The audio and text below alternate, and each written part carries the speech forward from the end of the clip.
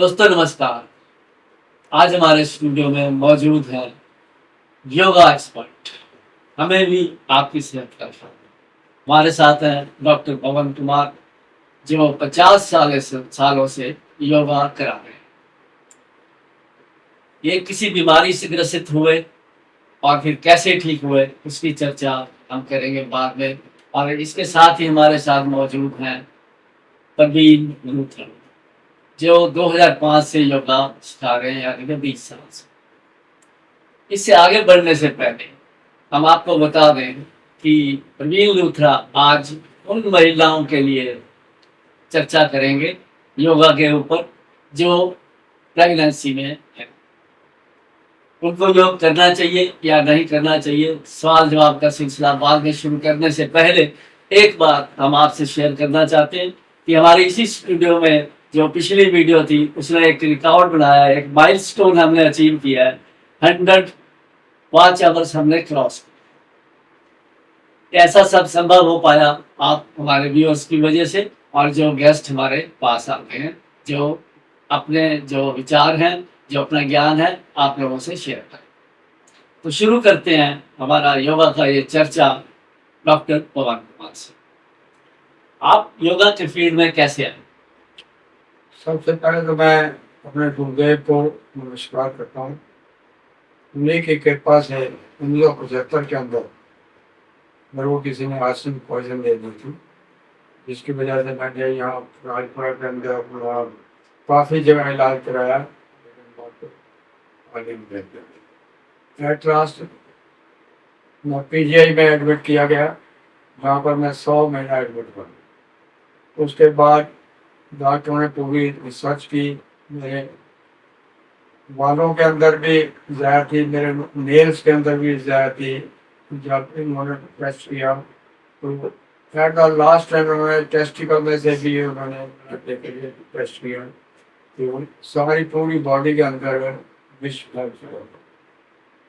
लेकिन उन्होंने कोशिश की, बहुत कोशिश की, लेकिन वो लास्ट में हमने 100 मिनट बाद फोर्सली घर से उतार दिया 4 आदमियों ने, और कहा कि मैंने उनसे कहा कि मैं तो ठीक हुआ नहीं। तो वो कहने लगे कि बार बार तेरे जैसे और बड़ी पड़े। अभी मैं बेड पे था, इसलिए मैं उसी बेड के ऊपर और दूसरा एडमिट करके पेशेंट आ गए। लेकिन उन्होंने बड़ी रिसर्च की, लास्ट में उन्होंने इनक्योरेबल कर दिया। जिस दिन मेरे को छुट्टी थी उस दिन सैटरडे था, लिख दिया री एडमिशन ऑन मंडे। तो फिर मैं दोबारा गया। वैसे गया तो डॉक्टर DV दत्ता थे, प्रोफेसर इंदौर, मेरे को देख के भुसक्का होकर के कहते अरे तू जिंदा है। भाई मैंने तो आपको कहा था कि कोई ठीक मैं हो नहीं सकता। डॉक्टर चुटानी साहब थे उसमें पीजीआई के डायरेक्टर, वो खुद मेरे को चेक करने आते थे। 80 डॉक्टरों की टीम, और मैं कल्ला बेड में होता था, सब उस पर रिसर्च कर रहे थे, लेकिन उनको कुछ मतलब नहीं मिला। उन्होंने कहा दिया कि इनक्योरेबल है, उसकी रिपोर्ट भी है। उसके बाद फिर भी मैंने उनका पीछा नहीं छोड़ा, 9 महीने से फिर भी मैं इलाज में करा, पर कोई मेरे को सफलता नहीं मिली। उसके बाद मेरे प्राणाधार गुरुदेव योगेश्वर स्वामी तेजा जी महाराज के राजपुरा यहाँ पधारने पर इनसे दर्शन हुए। उस समय मेरा बच्चा 1 साल का था। पता नहीं उनको, गुरुदेव को मेरे बच्चे पे दया आई, या मेरे को किस्मत के अच्छे दिन थे जिसकी वजह से उन्होंने मेरे को, हो सकता है मेरी वाइफ को भी, मैं कह नहीं सकता, मुकद्दर की बातें हैं। उसके बाद उन्होंने कहा कि देखा, 2 दिन उठा के लेके गए मेरे को, उनके चरणों में रख दिया। हार्डली वो 10 फुट का रूम था, जहाँ मंदिर बनाया था मेरे गुरुदेव के सामने प्रतिमा यहाँ लगी हुई है।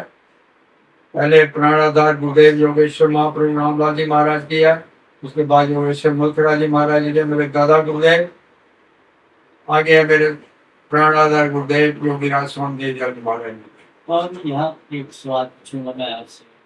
जब आप इतनी हालत में थे और आपको लगता था, डॉक्टर ने जवाब दे दिया, आपको क्या लगता था? लगता था कि आज है कल, अभी है तो अभी नहीं। उसके लिए मैं फील होता था। उसके लिए मैं तो ये कहना चाहूंगा कि मैंने तो डॉक्टरों से भी कहा था कि मैं ठीक नहीं हो सकता, तो कोई ऐसे जहर का इंजेक्शन लगा दो जिससे ठीक तो होना नहीं है, ऐसे फिर घुट घुट के मरने से क्या फायदा। लेकिन डॉक्टर ने कह दिया मेरे को, कहता हम किसी को मार नहीं सकते हैं, जिंदगी तो दे सकते हैं, लेकिन अब वो हमारे बस की नहीं है। तो उसके बाद गुरुदेव ने बड़ी कृपा की, उन्होंने कहा कि हम सोनीपत जा रहे हैं, परसों आ जाएंगे वहां पर, इसको लेके वहां चलो, वहां इसको ठीक करें। तो उस समय मेरे साधु साहब थे मदन लाल जी, वो रोडवेज के अंदर मिनिस्टरों की कारें ठीक किया करते थे। वो मेरे को आए, उनको गुरुदेव ने कहा कि तुम यार रोडवेज में है, इसको बस में सीट पे लिटा के ले आओ वहां पर। मेरे को सोनीपत ले जाया गया, मेरे घर का कोई नहीं गया मेरे साथ, नॉट इवन सिंगल पर्सन। उसके बाद जैसे वहां गए तो उन्होंने फोन करके बता दिया कि वो पेशेंट आ गया है। महाराज पहले विराजमान हो गए। आप हैरान होंगे, मैं तो हूँ ही हैरान कि गुरुदेव की अपार करुणा कृपा आशीर्वाद ऐसा हुआ कि मैंने चौथे दिन साइकिल के पीछे बैठ करके पैडलिंग की। Within fortnightly, I am walking without any support with the blessing of revelation from the Lord. ये तो मेरी ब्रीफ हिस्ट्री है, लेकिन अगर कोई चाहे देखना तो मेरे पास उसकी पीजीआई की रिपोर्ट भी है, वो भी मैं आपको दिखा सकता हूँ।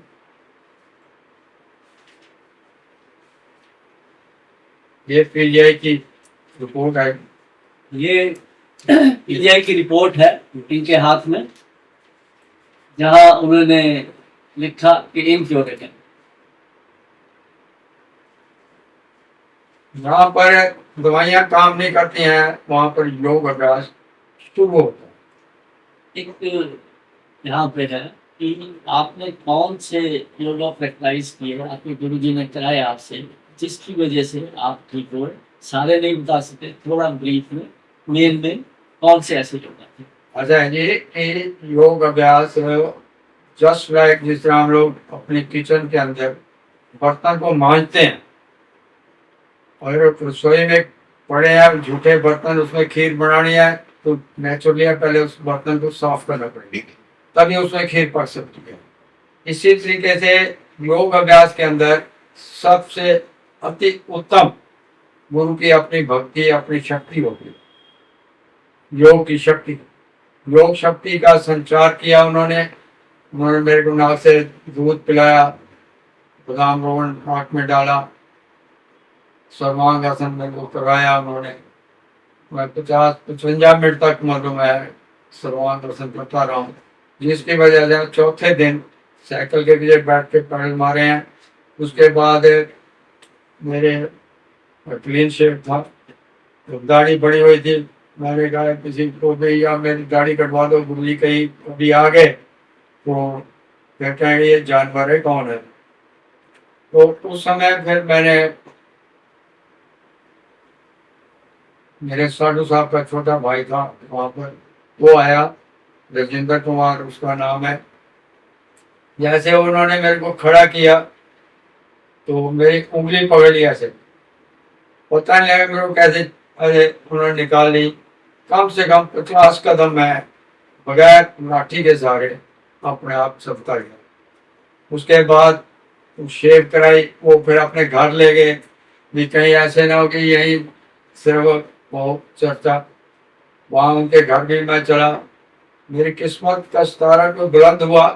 उसी दिन मेरे को गुरुदेव स्वप्न में दिखे कि ऐसे ऐसे है, तब मैं शेयर करने के लिए तैयार हुआ। और साक्षात रूप में उस दिन गुरु महाराज मेरे सोनीपत आश्रम में पहुंचे और आशीर्वाद दिया। उनको भक्तों ने कहा कि महाराज ये चलने लगा, तो भक्तों ने जैसे कहा तो महाराज कहते खड़ा करे उसको, जैसे खड़ा किया तो मैं पैदल 10 कदम चल के गुरु महाराज के चरणों में नतमस्तक हुआ। उसके बाद ठीक हुआ। वहां पर महाप्रभु रामलाल जी महाराज जी के जयकारे गूंजने लगे कि देखो जो दवाइयों से ठीक नहीं हो सका वो आज योग अभ्यास के द्वारा, योग तो वो शक्ति है जो मुर्दे को भी जिंदा कर सकती है, लेकिन उसके अंदर तपस्वी गुणी योगी गुरु जिसको कहते हैं, जो योग में रमा हुआ हो, वो ही ये ऐसे कारनामे कर सकता है। हर एक आदमी के बस का नहीं है, लेकिन उनकी कृपा से जैसे वहां पर मैं को पता किया ठीक हुआ, मैं अभी मैंने संकल्प लिया, पेशे से मैं डॉक्टर हूं, संकल्प किया कि इससे बढ़ के कोई अच्छा काम हो नहीं सकता। तभी से फिर मैंने गुरु के चरणों में लिख के दिया, ये इस मैगजीन के अंदर है, योग संदेश के अंदर मैंने सर्टिफिकेट लिख के दिया कि आज के बाद ये शरीर आपका है जी, जैसे आप इसको यूज करना चाहें कर सकते हैं, इसके अंदर मेरा रिटर्न है। उसके बाद गुरु ने कृपा की, कहा तो मैं मतलब उस समय मेरी ये गर्दन की मूवमेंट होती थी, बाकी ना मैं पानी पी सकता था, ना कोई मेरे मुंह में चम्मच डालते थे पानी का, तो पानी पी लेता था।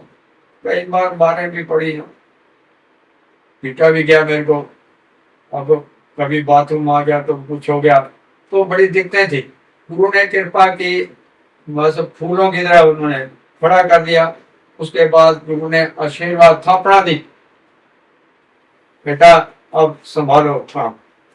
तब से आज तक लाखों लोगों को गुरु ने अपनी कृपा से इन हाथों से ठीक कराया। हर किस्म की बीमारी का इलाज हमारे यहाँ पर श्री योग अभ्यास आश्रम है। मैंने अपने गुरुदेव की यादगार में उनके नाम से श्री स्वामी देवीदयाल जी योग मंदिर सोसाइटी रजिस्टर्ड कराई है, जो कि सन 2000 के अंदर हमने रजिस्टर कराई थी। हर साल हम लोग यहाँ पर उनका उत्सव मनाते हैं। हमने गुरु महाराज की यहाँ पर अपने मूर्तियाँ लगाई हैं, तो उस मूर्ति स्थापना दिवस हम मनाते हैं। 25 साल हो गए हमें मनाते हुए, तो उनकी कृपा करुणा आशीर्वाद के साथ ही ज्यादा ठीक होते हैं। योग अभ्यास है तो बर्तन मांजने वाला काम करता है, बाकी तो शक्ति काम कर रही होती है योग की। तो मैं सबसे अनुरोध करूंगा कि अगर सुखी रहना जिंदगी के अंदर तो योग अभ्यास करो, दुखी रहने तो भोग करो। इससे बढ़ के और कोई इसका फार्मूला नहीं है, क्योंकि पहले तो अपने आप को कंट्रोल करना है, खाना पीना ठीक रखना है। खाना पीना ही दूषित है। आज हमारी भारत सरकार इस कार्य के लिए बिल्कुल 0/0 हो रही है।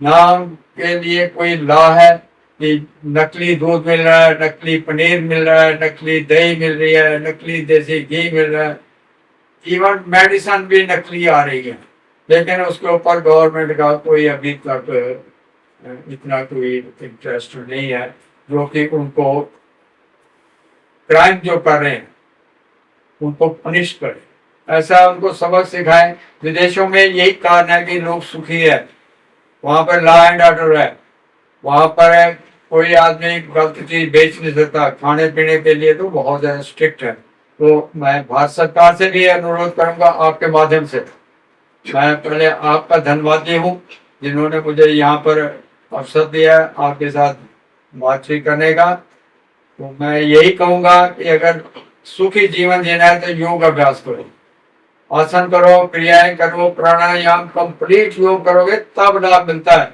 ये नहीं है 2-4 आसन मार लिए तो ठीक होगा। आप ये कंप्लीट योगा थोड़ा बताएंगे? हाँ, अष्टांग योग है, उसमें यम नियम आसन प्राणायाम प्रत्याहार धारणा ध्यान समाधि 8 अंग हैं योग के। उनमें ये है कि खान पान सबसे पहले ठीक करना होता है। आसन कराने वाला भी एक्सपर्ट होना चाहिए, जिसको कहीं से कोई अच्छी शिक्षा मिली हो। एक्सपर्ट आदमी के आप करोगे साथ में तो चंद दिनों के अंदर आपकी जिंदगी बदल सकती है। कुछ योग हैं जैसे प्राणायाम, अनुलोम विलोम, थोड़ा इनके बारे में प्राणायाम के बारे में साथ ही उनके क्या फायदे? प्राणायाम है जो, जैसे इसका नाम है वैसे इसका काम है। प्राणों से ही शक्ति है, प्राण ही है तो हम इंसान है, नहीं तो डेड बॉडी है। मेरे साथ बीता यहाँ पर कई बार हुआ कि ध्यान में चले गए, ध्यान में चले गए तो डिहाइड्रेशन हो गया। उस समय डॉक्टर गुलाटी साहब भी या हमारे राजपुरा की जैन हॉस्पिटल में लगे हुए थे। तो डॉक्टरों ने देखा, उन्होंने बड़ी कोशिश की कि इसका 3300 रुपये का इंजेक्शन आता है। उन्होंने कहा कि ये नवीन मेडिकल वालों के डॉक्टर श्यामलाल की दुकान से मिलेगा, अगर वो ले आएंगे तो ये बच सकता है। तो मेरे बच्चे को भेजा है, हमारे मनोज कुमार शिष्य है, वो भी गया साथ में। तो उन्होंने कहते हैं हमारे पास में, फिर उन्होंने इंजेक्शन में लगा दिया। उसके बाद शरीर ये ऑक्सीजन नहीं लगी है, ये सारा शरीर ब्लैकिश हो गया। उसके बाद डॉक्टरों ने ऑक्सीजन डाली, नाक में नहीं लगी, फिर उन्होंने नाली खोल के मुंह में डाली कि किसी तरह इसके प्राण चल रहे हैं, लेकिन नहीं चल। उन्होंने एसएमओ साहब ने, गोयल साहब थे उस समय, उन्होंने मुंह पे कपड़ा डाल दिया, कहते इसकी डेथ हो चुकी। नियर अबाउट 90 की बात है, 1990। तो उसके बाद गुरु कृपा से, जैसे कहते हैं जिसको परमात्मा रखे उसको कोई नहीं मार सकता, तो मेरी भस्त्रिका प्राणायाम चल रहे। तो वहां जो खड़े हुए थे, तो डॉक्टर ने कह दिया था कि अब इसकी डेथ हो चुकी है। मेरा सारा शरीर काला हो गया, ब्लड सर्कुलेशन 100% जीरो हो गया। उसके बाद भस्त्रिका प्राणायाम, कई लोग तो वहां खड़े खड़े मजाके करने लगे, कहने लगे देखो इसके अंदर भूत आ गया अभी, अब ये देखो इसमें पुद्वार है। उसके बाद मैं 2-4 मिनट जैसे शरीर गर्म हुआ, मैं उठा, बगैर सहारे से हॉस्पिटल के अंदर वॉशरूम में गया, वॉशरूम जाके आया तो मैं पैर उठा के 1 सेंटीमीटर भी नहीं आगे कर सका। तो डॉक्टरों ने कहा कि अब इसको छुट्टी कर दो, ये कहीं हॉस्पिटल में नाम बदनाम ना होए, ये घर जा पड़े। पर किसी तरह प्राण आ गया। तो कहने का भाव ये है कि प्राणायाम के अंदर वो शक्ति है जो कि आपको हर बीमारी के लिए अलग अलग प्राणायाम है, इसमें भी है, हर ऋतु के लिए अलग प्राणायाम है। लेकिन आज लोग घुमड़ी मचा रहे हैं, चल चला चल चल चला चल, ये भी वो भी। लेकिन प्राणायाम जैसे म्यूजिक, अगर कोई प्राणायाम या तो आप बता रहे हो कोई तरीके के अलग अलग है, तो कुछ बैठे बैठे अगर आप बता सकते हो तो व्यूअर्स को, दर्शकों को पता चलेगा क्या सही। सबसे पहले अनुलोम विलोम प्राणायाम आता है, नाड़ी शुद्धि की जाती है। बाएं तरफ से ऐसे हाथ उठा के नाक बंद कर दो, दो मस्तक के ऊपर को, दाएं तरफ से नाक से सांस कीजिए लंबा,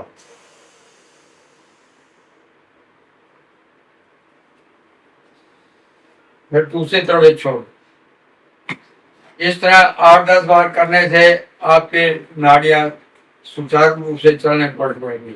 अब मैंने देखा है कई लोगों के साथ मैंने किया है, जैसे लोगों को कोल्ड हो जाता है, बहुत ज्यादा बीमारी है, खांसी जुकाम कोल्ड, लेकिन वो कंट्रोल नहीं होती है, तो उसके लिए भस्त्रिका प्राणायाम करना चाहिए।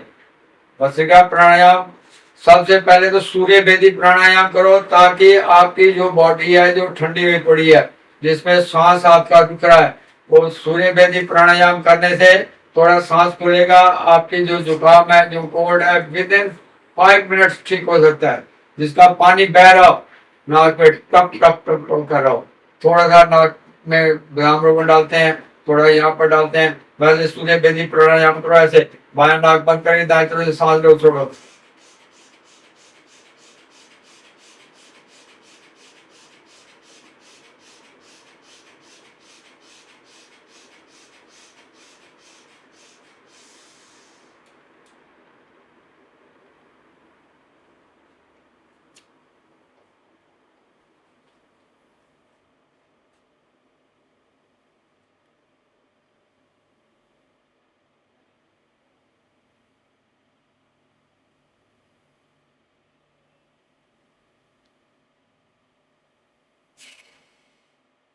यथाशक्ति होता है। क्योंकि आज लोगों के अंदर ताकत भी नहीं है। कहीं ऐसा ना हो कि करते करते कहीं और भी नुकसान हो जाए।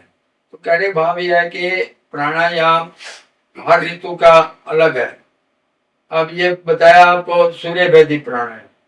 सूर्य भेदी प्राणायाम से शरीर के अंदर गर्मी पैदा होती है।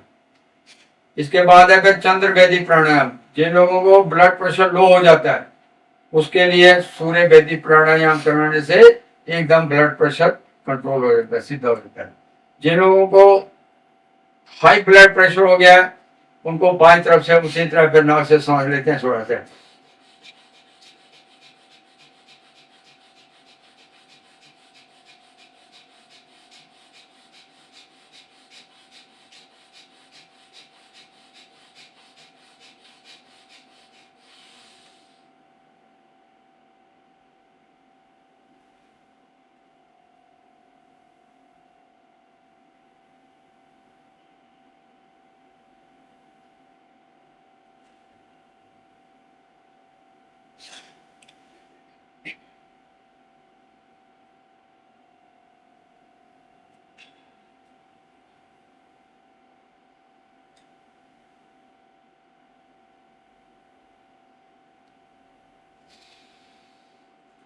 जिधर से लिया उधर नहीं छोड़ रहे। ये है चंद्र भेदी। इस तरह जैसे आजकल गर्मी का समय है, गर्मी में लोगों को ज्यादा दिक्कत आती है, उसमें क्या करें, शीतली प्राणायाम करें। शीतली प्राणायाम करने से, अब जैसे गर्मी है हम लोग तो एसी चला लेते हैं। कुत्ते को देखो, आपने देखा होगा, जैसे गर्मी आती है जीभ बाहर निकाल करके वो सांस लेता है, छोड़ता है, उसके अंदर ठंडक जाती है। उस निकाल के ऐसे करें।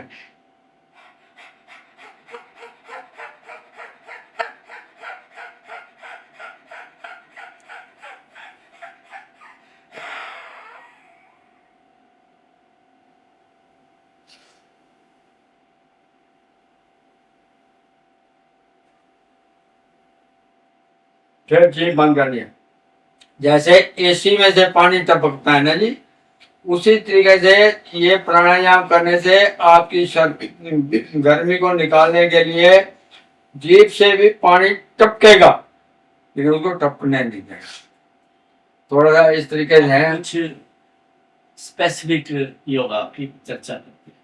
मान लो किसी को शुगर यानी डायबिटिक है और एक मोटापा जो हो गया, आम समस्या हो गई है, खास करके यंगर जनरेशन में ये बहुत फैल रहा है। तो इन दो चीजों के लिए क्या आप सजेस्ट करें? शुगर के लिए ऐसा है, मेरे प्राणदार गुरुदेव स्वामी देवदयाल जी महाराज फरमाते थे, हमने यहाँ पर राजपुरा के अंदर भी 4.5% शुगर तक ठीक की है। हमारे यहाँ गुरुदेव सिंह लोंगिया जी है जो कि FCI में सर्विस करते थे, उनको 4.5% थी। योग अभ्यास कराया उनको। चने की दाल त्रिफले के अंदर भिगो करके खिलाने के बाद साथ साथ में उसको दही खिलाते हैं। दही खिलाने के बाद उनको आसन कराए जाते हैं। कौन सा आसन है? आसन जो करने हैं ना, तो हमारे गुरुदेव स्वामी देवदयाल जी महाराज ने 11 आसन लिखे हैं। नाड़ी शोधन पहले करना है, उसके बाद नाड़ी तान आसन करना है, फिर पेट बैठ करके शुष्क न्योली आसन। लोग कई ऐसे सिर कर रहे हैं, ऐसे नहीं करना, इसको सीधा स्ट्रेट बैठो से, फिर इसको उल्टा करना, फिर दोनों हाथों से ऐसे आगे से पीछे, फिर पीछे से आगे। जिन लोगों से ऐसे भी नहीं हो पा सकता तो ऐसे हाथ रख लेते हैं, ऐसे साइड, ये शोल्डर को ऐसे घुमाना है, ऐसे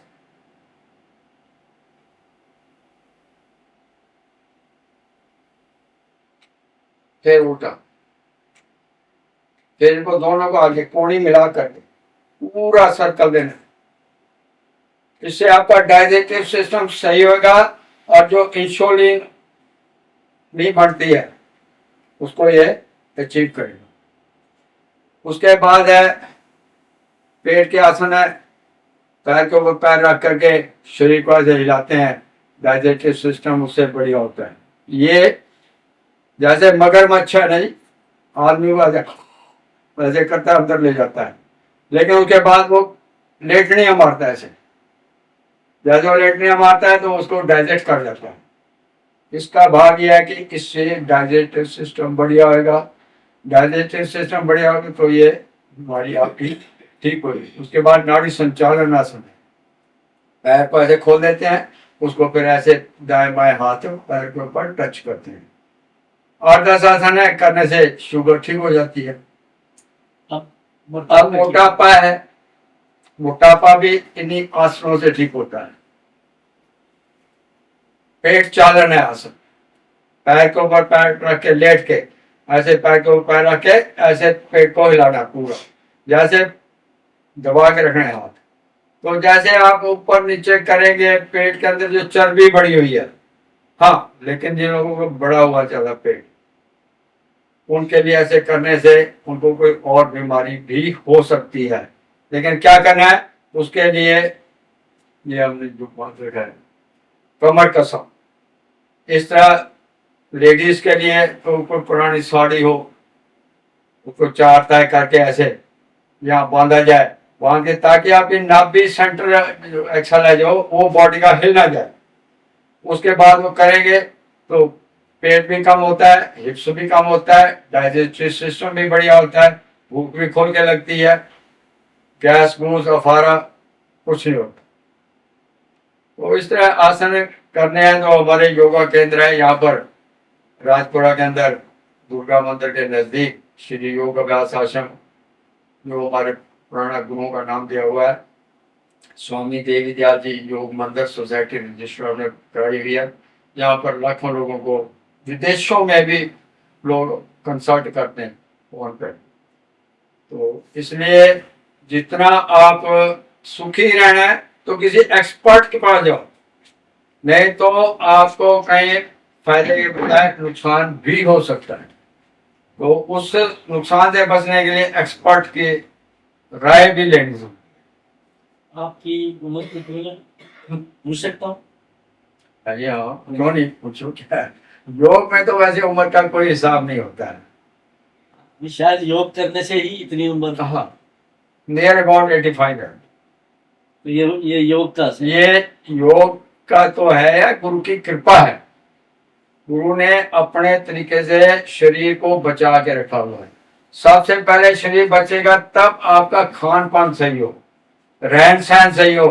आजकल ये फास्ट फूड, जंक फूड, वो पता नहीं नाम, हमें तो नाम ही नहीं आते हैं, जो लोग नाम लेते हैं ये चीज है वो चीज है। इन सब चीजों को छोड़ करके सिंपल खाना खाओ, घर में बैठ के खाना खाओ। होटलों में खाने का कोई फायदा नहीं है, क्योंकि वहां पर गले सड़े पता नहीं कितने कितने दिन की सब्जियां पड़ी होती हैं, कितने दिन का आटा गूंथ के रखा होता है, जो कि पॉइजन बन जाता है। तो उसे बचने के लिए यही है कि अपने घर में बैठो आराम से परिवार के साथ, पैसे भी कम, तंदुरुस्ती भी सही, उसके बाद में शुद्धि भी है। अब जो होटलों में पकता है उनको देखते तो नहीं है।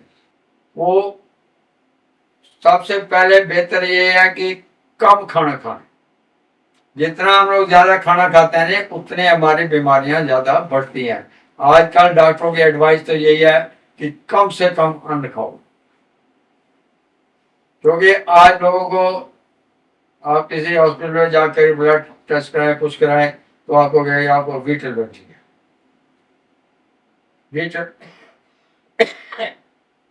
वीट एलर्जी अब शुरू हुई है ना, पहले कहाँ थी?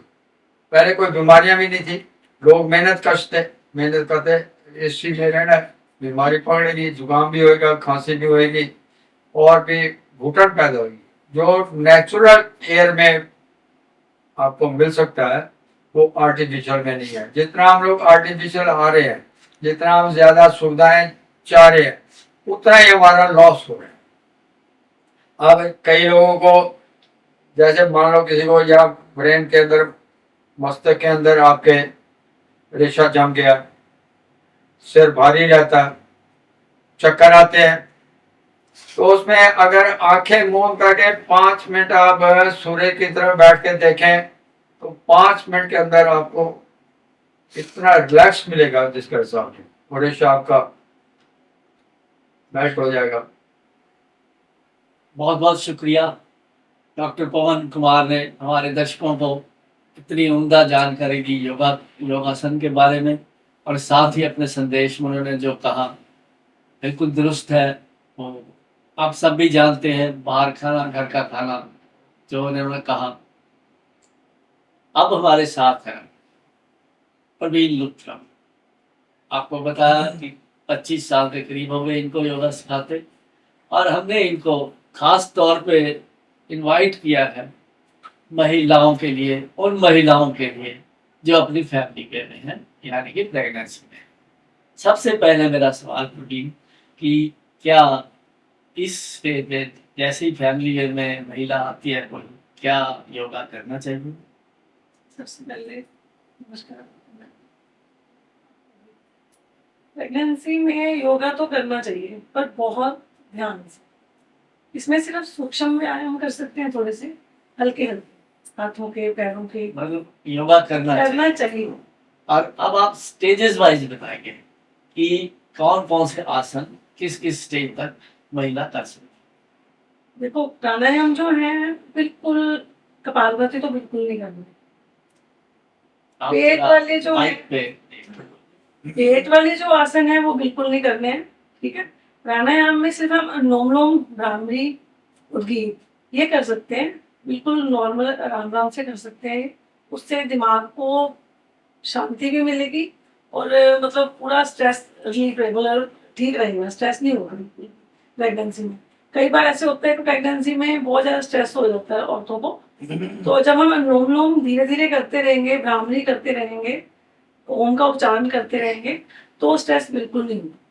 और इसमें हम सूक्ष्म में हाथों पैरों के व्यायाम कर सकते हैं, जैसे बटरफ्लाई कर सकते हैं। अब जैसे हाथ है उनको थोड़ा सा मोड़ना, है ना, थोड़ा सा घुमाना, या पैर है उनको हिलाना झुलाना, ये कर सकते हैं। तो बटरफ्लाई जो है, बटरफ्लाई बहुत रिलीफ देता है इसमें प्रेगनेंसी में। और बाकी हल्के हल्के सूक्ष्म व्यायाम सारे कर सकते हैं हम। और बाकी जो रह गया प्राणायाम, कपालभाति, वो बिल्कुल नहीं करना। मंडूकासन बिल्कुल नहीं करना। कई लोग कह देते हैं कि ये करो, तो पेट वाला कोई भी आसन नहीं करेंगे, सिर्फ इसमें सूक्ष्म व्यायाम करेंगे, अनुलोम विलोम करेंगे और भस्त्रिका हल्का फुल्का कर सकते हैं। अब हम इसको बांटते स्टेजेस, पहले 3 महीने, फिर 6। 3 महीने उसके जो है, हाँ 3 महीने जो है वो हल्का हल्का बटरफ्लाई करें, ठीक है, अनुलोम विलोम कर सकते हैं हल्का हल्का साथ में। उसके बाद आता है 3 महीने के बाद, तो हम उसमें थोड़ा थोड़ा जैसे पैरों को हल्का हल्का उठाना है, ये ऐसे आराम आराम से बिल्कुल उठाना है, छोड़ना है, नीचे उठाना है, छोड़ना है, वो कर सकते हैं। बाजू जो है, बाजू के जो है ये तो सारा ही चलेगा, 9 के 9 महीने चलेगा, ठीक है। और बाकी उसके बाद 6 मंथ में, जब 6 मंथ कंप्लीट हो जाते हैं, तो उसके बाद हम थोड़ा थोड़ा हल्का हल्का फिर जैसे बटरफ्लाई में थोड़ा सा आसन है, हिलजुल के इधर उधर करना, कैसे बताऊँ है ना, जैसे अब लेट के करने हैं, तो लेट के सीधा हम मरकट आसन कर सकते हैं।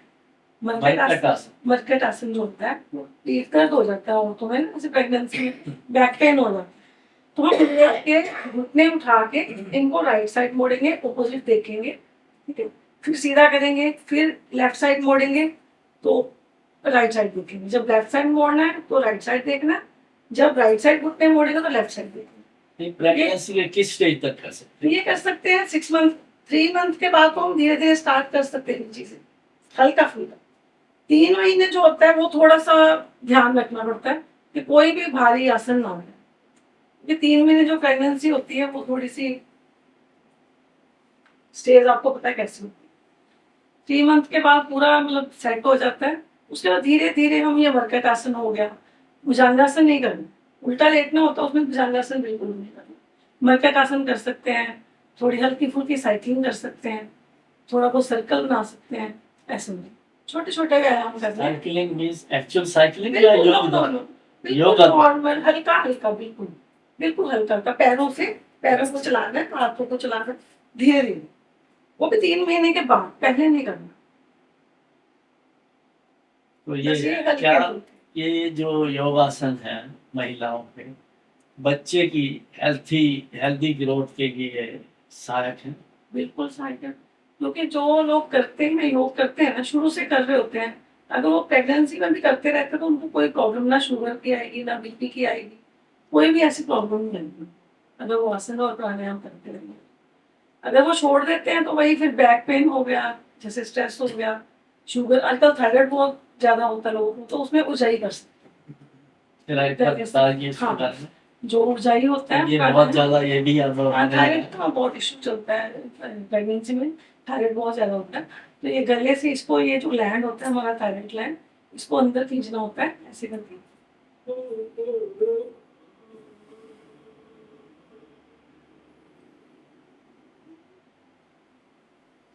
वैसे तो हम बंद लगाते हैं, पर अगर नहीं भी लगाएंगे तो हल्का सा ऐसे चीनी को ज्यादा देर रोकना नहीं है। उसके बाद राइट नोजल बंद करना, लेफ्ट से सांस को रोक देना, जिसमें ज्यादा सांस को रोकना नहीं प्रेगनेंसी। और एक सिंहासन होता है, जो सिंहासन जो होता है वो भी थायराइड के लिए बहुत सहायक होता है। तो जुबान बाहर निकाल के पूरा, यहाँ पे देखिए हम यहाँ पे बिल्डिंग आते हैं ऐसे 3 से 5 बार ये कर सकते हैं। जो इससे थायराइड जो है, थायराइड की बिल्कुल प्रॉब्लम है। बाकी डाइट जो है हल्की फुल्की होने लगता है। महिलाओं में एक चीज अब बहुत ज्यादा हो गई है, वेट गेन बैक पे, और उसका असर सीधा पड़ने लगा है वेट गेन की वजह से। तो उसके लिए कोई योगासन? आसन जो है, जो हम सूक्ष्म सारे करते हैं, तो जो नॉर्मल लेडीज है उनके लिए तो जो हम प्राणायाम करवाते हैं साथ में, हमारा 25 मिनट का प्राणायाम होता है। वो 25 मिनट हम प्राणायाम करते हैं, उससे ये है कि मतलब मोटापे, जैसे कपालभाति करते हैं, कपालभाति से पेट बिल्कुल नॉर्मल आ जाता है, पेट की चर्बी काम करती बिल्कुल चर्बी कम होती है। तो कोई भी जैसे प्रॉब्लम है, कोई भी इशू है, तो वो भी ठीक होता है। बाकी सूक्ष्म व्यायाम करते हैं हल्के हल्के, जैसे हलासन हो गया, सर्वांग आसन हो गया, ये सारे आसन करते हैं। वही साइकिलिंग हो गई, चक्की आसन हो गया, ठीक है, कोण आसन हो गया, त्रिकोण आसन हो गया, खड़े होने वाले हो गए, जॉगिंग जॉगिंग हो गई। तो ये सारे आसन जो है ना उसमें सहायक है।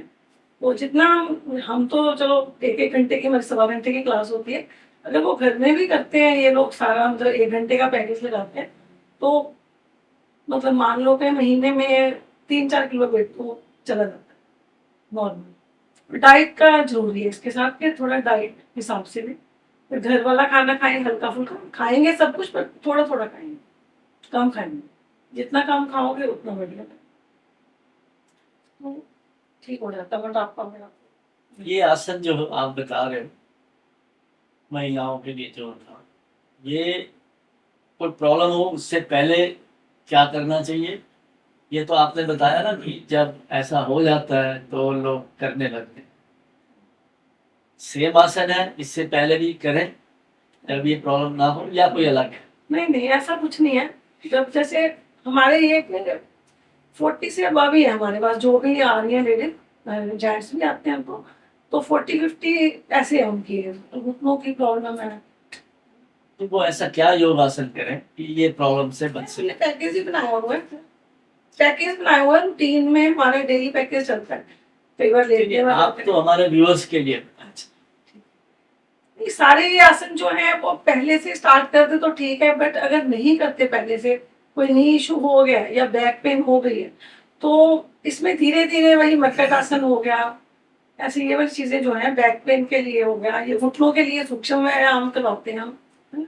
तो हल्के हल्के ये वाले आसन करते हैं तो इसी से फर्क पड़ेगा।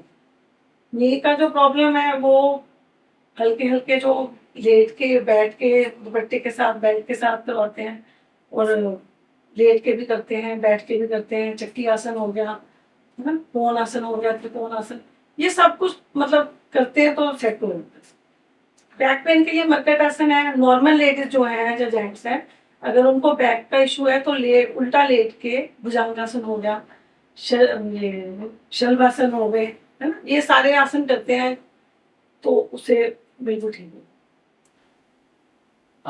अब दोनों से सवाल अंत में, क्या हर एक आसन दोनों मेल फीमेल यानी महिला पुरुष कर सकते हैं, या महिलाओं के लिए कुछ अलग आसन है जो पुरुषों नहीं करना चाहिए, और पुरुषों के कोई आसन जो महिलाओं को नहीं करना चाहिए? ये सारे आसन में लेडीज कर सकती हैं, जेंट्स भी कर सकते हैं, लेडीज भी कर सकते हैं, लेकिन इसमें एक सिद्धासन है जो लेडीज नहीं कर सकती। सिद्धासन आजकल तो जैसे चल पड़ा है ट्रेंड, भी ऑपरेशन कराओ जी बच्चे का, अगर आप सिद्धासन लगाएंगे तो नेचुरली पूरी बॉडी लॉक हो जाती है, वो क्रियाएं उठती नहीं है, तो उससे बहुत ज्यादा लाभ हो सकता है। आसन तो बहुत है, जैसे आजकल युग के अंदर पाइल्स बड़ी बढ़ रही है, जैसे थायराइड बताया ना, थायराइड में हम लोग जल क्रिया करते हैं नाक से, लोटे से पानी इधर से नाक से डालते हैं, इधर से निकाल देते हैं, इधर से डालते हैं, इधर से निकालते हैं, उसके बाद नाक से पानी पिलाते हैं, तो थायराइड तो रहते नहीं है। हमारे पास रिकॉर्ड है, मेरे पास रिटर्न में है, जो कि लोगों को ठीक किया है। हमने लोगों के चश्मे उतरवाए हैं अनेकों, पेट कम हुआ है, 6 इंच तक पेट मैंने कम किया। यहाँ पर जेठानंद बैठी होते थे तो मिट्टी गर्द डेवलपमेंट वाले, वह 6 इंच से पेट हमने कम किया। आपकी क्या राय है इस बारे में? सब आसन कर सकते हैं लेडीज में, ऐसा कुछ नहीं है। जो सिद्धासन इन्होंने बोला भी वो नहीं करना चाहिए, आपकी क्या राय है? जो कह रहे हो ठीक है, गुरु तो गुरु है। गुरु तो गुरु होते हैं ना गुरु तो गुरु होते हैं। हमारे जो रामदेव बाबा जी हैं, मैं एक्चुअली द्रौपदी आंटी है मेहता, तो वो मेरे गुरु हैं वैसे पहले, क्योंकि जब वो सीख के आए थे वहां से हरिद्वार से बाबा रामदेव जी से, तो उन्होंने मेरे को मंदिर में यहाँ पे शुरू करवाया। तो रामदेव बाबा जी के पास जाते हैं तो वो तो हर आसन हमें करवाते हैं, वो तो कभी मना नहीं करते आसन। लेकिन सबसे बड़ी बात यह है, रामदेव कम नहीं है, उन्होंने इस हिंदुस्तान में नहीं बाहरले मुल्कों में भी योग का प्रचार प्रसार खूब जोश से किया। ये मैं कह सकता हूँ कि ये उनकी देन है। मेरे गुरुदेव योगेश्वर रामलाल महाप्रभु जिनकी फोटो लगी हुई है आपके सामने, उनकी जीवनी में लिखा है घर घर योग होगा, 135 साल पहले लिखा है घर घर में योग होगा। वो आज उनकी क्या किसी माध्यम से हो, लेकिन आज लोगों के अंदर अवेयरनेस आ गई है। लेकिन एक्सपर्ट तो एक्सपर्ट भी वो देख के आपको करा सकता है कि कौन से में करना है, कौन सा नहीं करना है। अब पाइल्स है, घुटने के दर्द है, सर्वांग आसन करो, सर्वांग नहीं कर सकते आधा करो, उसको दीवार का सहारा लेकर के करो। हमने तो पैरालिसिस में कितने लोग ठीक किए है। सर्वांगासन क्या है? जो सिर नीचे नहीं, सीधा लेट के कमर को यहाँ में करके दिखाओ।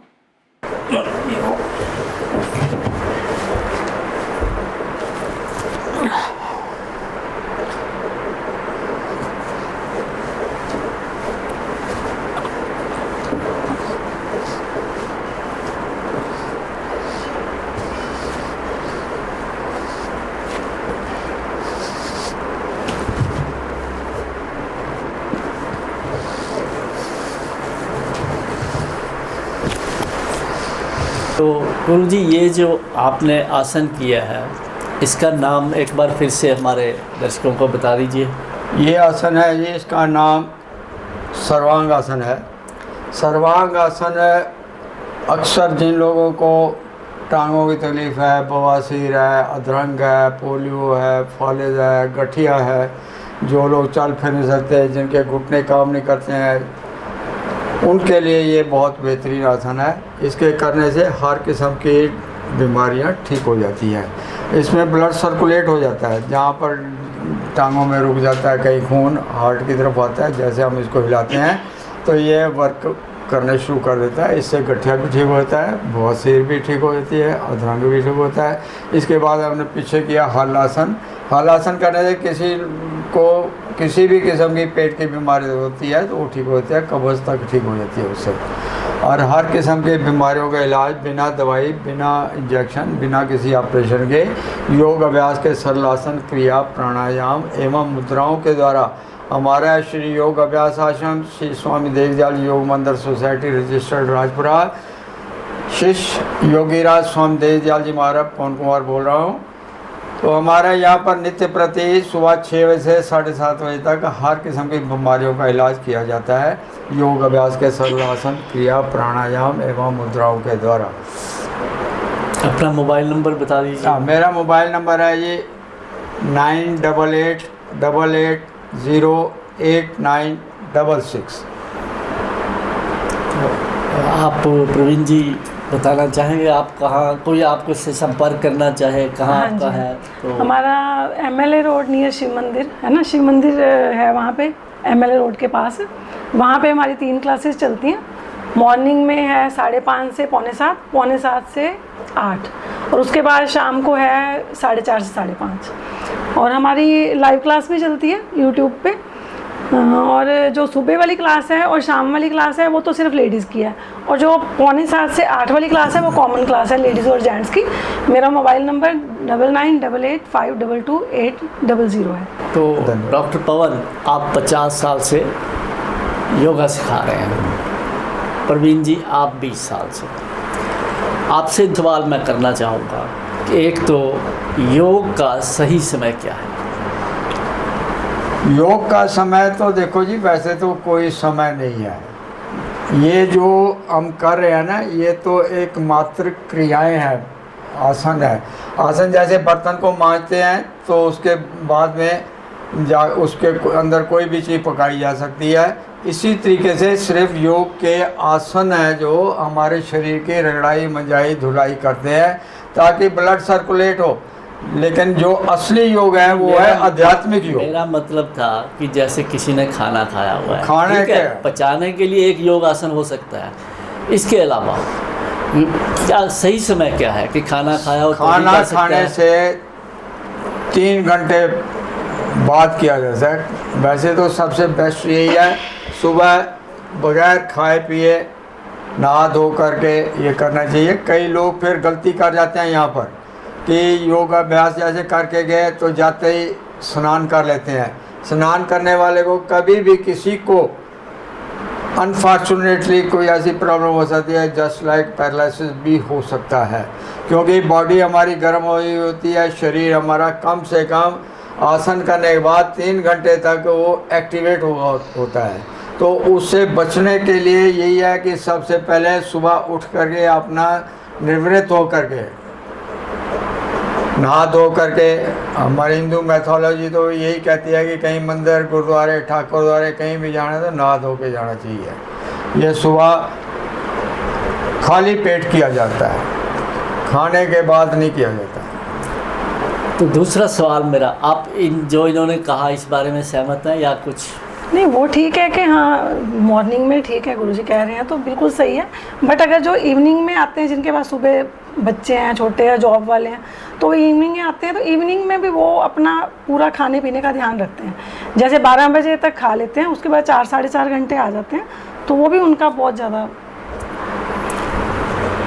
तो सिलसिला ये योग का यहीं ख़त्म करते हैं।